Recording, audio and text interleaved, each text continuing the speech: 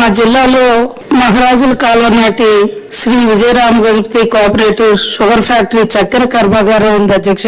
గజపతినగరం నియోజకవర్గ పరిధి 6 నియోజకవర్గాలకు సంబంధించి ఎస్కోట, నెల్లిమర్ల, చీపురుపల్లి, విజయనగరం, భీమిలి, గజపతినగరం నియోజకవర్గ చెరుకు రైతులు చెరుకును పండించి తీసుకొచ్చి ఆ చక్కెర కర్మాగారంలో ముందుకెళ్తున్న సందర్భం అధ్యక్ష. గత ప్రభుత్వ నిర్లక్ష్యం ఆ కర్మాగారాన్ని మూసివేయడం జరిగింది అధ్యక్ష.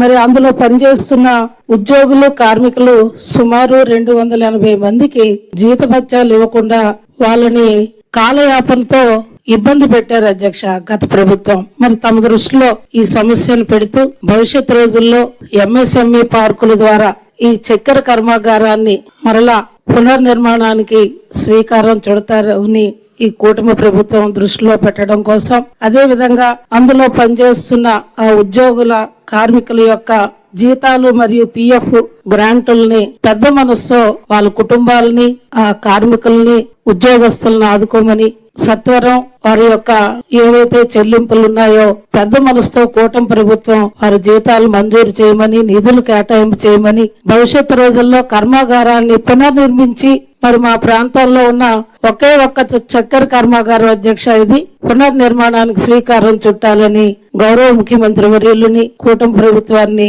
కోరుకుంటూ నమస్కరిస్తున్నాను అధ్యక్ష. ధన్యవాదాలు అధ్యక్ష.